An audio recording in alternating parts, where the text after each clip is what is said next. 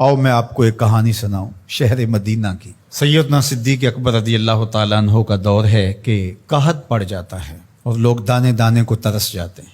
आपने ऐलान किया कि शाम तक मसला हल हो जाएगा। क्यों कि हज़रत उस्मान गनी रदी अल्लाह ताला अन्हो का तिजारती काफिला वापस आ रहा था मदीने में। 1000 ऊंट गले से भरे हुए शहर मदीना में पहुंचे। ताजर पहुंचे और उन्होंने कीमत लगाई कि जो चीज़ 10 रुपए की आप खरीद के लाए हैं हम 12 रुपए में खरीदने के लिए तैयार हैं। हज़रत उस्मान गनी ने कहा कि मुझे ज़्यादा नफ़ा चाहिए, मौका है, नफ़ा ज़्यादा से ज़्यादा कमाएं। हज़रत उस्मान गनी बहुत कामयाब ताजर थे, तिजारत के उसलूब को समझते थे। कहा मुझे ज़्यादा नफ़ा चाहिए। उन्होंने कहा कि 10 रुपए पे 3 रुपए ले लें। आपने कहा मुझे इससे भी ज़्यादा चाहिए। हत्ता कि उन्होंने 10 रुपए के माल पर 15 रुपए ऑफर कर दी। आपने फरमाया कि एक ख़रीदार ऐसा है जो 10 गुना दे रहा है, मैं तो उसे बेचूंगा। उन्होंने कहा कि वो ख़रीदार कौन है जो 10 गुना दे रहा है, 10 रुपए की चीज़ 100 रुपए में ख़रीद रहा है तुमसे। तो हज़रत उस्मान गनी ने अपने गले के इंचार्ज से कहा कि ये सारा गल्ला मदीने के गरीबों में बांट दो, मेरा रब मुझे 10 गुना इसका अजर देगा। ये है सौदा, ये मौका आया है कि ऐसा सौदा किया जाए। तो मुश्किल की घड़ियों में ये सोचें कि आज वो अपने बच्चों को लेकर के सड़क के किनारे बैठे हैं, 5-5, 6-6 करोड़ के बंगलों में रहने वालों, उनकी आरजू क्या है? एक खैमा कहीं से मिल जाए और उसको तान करके बैठ जाए, बीवी बच्चों के लिए पर्दा भी हो जाए और जुलसा देने वाली धूप से भी बच जाए। ये उनकी आरजू है, ये तमन्ना है। और हम उस खैमे को 2 गुना 3 गुना महंगा करने जा रहे हैं। ज़रा एक लम्हे के लिए सोचो कि अगर हमारे बच्चों को यूं सड़क पे आना पड़ जाए, हम अल्लाह के लाडले तो नहीं हैं, इब्तलाओं और आजमाइशों से हमें भी गुजरना पड़े, आसूदा हाल लोग मांगने पे आज मजबूर हुए, जो खुद बांटा करते थे, दिया करते थे, आज अगर कितार में वो लग के खड़े हैं तो क़यामत नहीं है, तो ये क़यामत यहां भी तो आ सकती थी।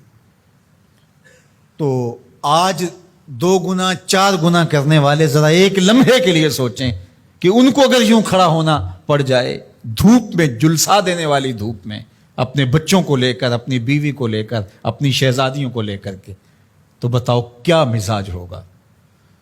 तो ये मौका इस तरह की कमाई करने का नहीं, आखिरत की कमाई करने का है। ये मौका उन गरीबों की दुआएं लेने का है। ये मौका उन दुखियारों की, लाचारों की, परेशान हालों की, मजबूरों की, उन फंसे हुए लोगों की दुआएं लेने का है। दूसरी मेरी गुजारिश उन लोगों से है जो बेचारे सैलाब में फंस गए और अल्लाह ताला जल्ला शानहू ने उनको मौत के मुंह से निकाल करके ज़िंदगी नसीब फरमाई। अगर उनको ज़रूरी अशियाए खुर्दनी मिल जाती हैं और एक खैमा ज़रूरत का मिल जाता है तो वो इस पे इक्तिफ़ा करें और जो यहाँ से जाने वाली मदद के लिए टीमें हैं उनका साथ दें और आगे उनको उन इलाकों में ले करके जाएं जहाँ अभी मदद नहीं पहुँची और लोगों की शदीद ज़रूरत है। तीसरी बात मैं हुकूमत वक्त से कहना चाहूँगा वो ये कि जो हुकूमत अज़ खुद उनके लिए पैसे मुख्तस करती है और पूरी दुनिया से उनके लिए जो अमदाद आ रही है उसकी एक एक पाई उन हकदारों तक पहुँचनी चाहिए। माजी के तजुर्बे अच्छे नहीं हैं, बड़े तल्ख तजुर्बात से हम माजी में गुजरे हैं, ये उनका हक है। चावल का एक दाना भी अगर तुम्हारे पेट में चला गया वो तुम्हें चैन जिंदगी भर नहीं लेने देगा, तुम्हारी नस्लों को भी उसका हिसाब देना पड़ेगा। इसलिए जो भी मदद आ रही है उन लोगों की अश्कशोई के लिए वो 1 रुपया है या 1 लाख रुपया बनता है फी कस के हिसाब से, पूरे इंसाफ के साथ, दयानतदारी के साथ, शफाफ तरीके से उन मजबूरों तक, उन लाचारों तक, उन मफलूकुल हाल लोगों तक।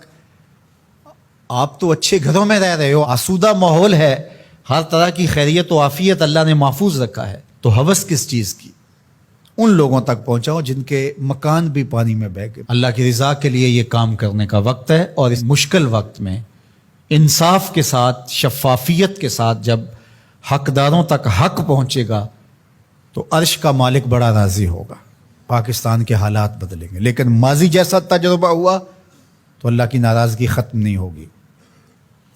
تو یہ میں گزارش کروں گا کہ شفاف طریقے سے آیان سلطنت کی ذمہ داری ہے اس آنے والی امداد کو ان تک پہنچائیں۔